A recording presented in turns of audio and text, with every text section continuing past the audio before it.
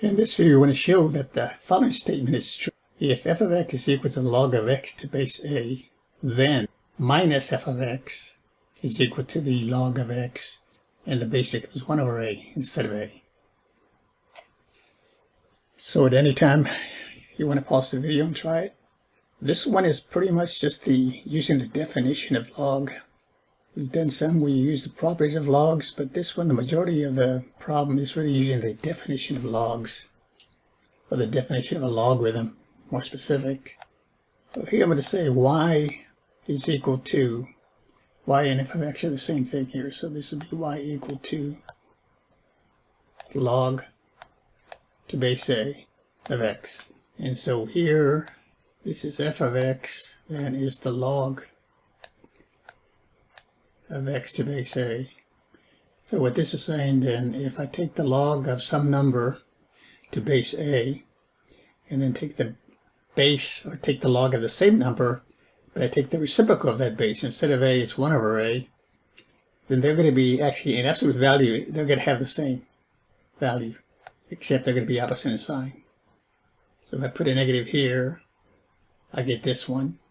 If I put a negative in the other one, multiply by a negative, I get this one over here. I get f of x. So with this one, using the definition of log, I can say that, let's do it this way. Maybe this will be clearer. So let me multiply both sides by a negative. So I get minus y will be minus the log of x to base a. So this will be minus y then is equal to, and this minus here is like a minus 1. So I'm going to bring this over here as an exponent. That becomes x to the negative 1. So let me write this as the log. This will become the log of x to the negative 1, which I can write it as 1 over x. And the base is still a. Now if I write this in exponential form, then that would be 1 over x, going from log to exponential form. This quantity here should equal to this base taken to this power. So 1 over x should be the same thing as a to the negative y. And then we just expand this right side here and write this as a to the negative 1 taken to the y power. That's still the same. Power to a power, I'd multiply the exponent, so y times the negative 1 would give me the same thing back. And then I write this as 1 over a. Exponent is still the same, that's y. Remember y here, y is f of x, which is just the log of x to base a. Those are the same thing. So now, this is now in exponential form. If I look at 1 over x equal to 1 over a to the y, that's the same thing as the log going from exponential to log form. That's the same thing as the log of 1 over x. And the base is 1 over a. You can see it, exponential form. So the base for this one then should be 1 over a. This is equal to, of course, the exponent, which is in this case the y, which actually becomes your logarithm here. So I have this expression right here. But what does this imply here? Remember the 1 over x. 1 over x is the same thing as x to the negative 1. So I can rewrite this as x to the negative 1. And then the exponent using here I'm going to use one of the properties of logs, becomes a coefficient here. So rewriting this becomes minus the log. Instead of x to the negative 1 is just a plain x, the exponent became a coefficient, and the base here is 1 over a. And that's equal to y. So you got a negative right here. I want it to look like the stated problem.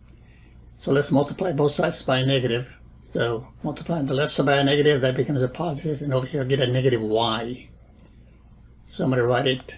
I'm going to write that in the left side, so it fits the given statement. So this would be a negative y, but what is y here? It's f of x. So this would tell me that minus f of x is equal to, now I can write that out, the log of x with a base of 1 over a. And that's what we're trying to show. Minus f of x, or if you want to put what f of x is, minus the log of x to base a is equal to the log of x, and the base becomes 1 over a. So let me give you an example. So let's suppose you have the log, and you can use this proof here when you're dealing with equations. Maybe they have different bases. Of course, we looked at how you can use the change of base formula when you have an equation that involves different bases. But just a basic example of what this is saying. If you have the log, if I have the log of, say, 25 to base 2, and let's say, to fit this, let me put a minus there, minus the log of 25 to base 2. This, according to this formula, and you can verify this, this should equal to the same thing as the log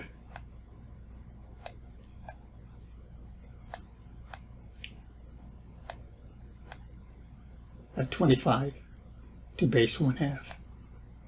And notice, if I multiply both sides by a -1, that would also be the same thing as saying the log of 25 to base 2 is equal to minus the log. So in absolute value, if you look at just these quantities, log of 25 to base 2 and log of 25 to base 1/2, in absolute value they have the same value. Let's confirm that. So let's compute the log of 25 first. Because it's base 2, I'm going to use the change of base formula.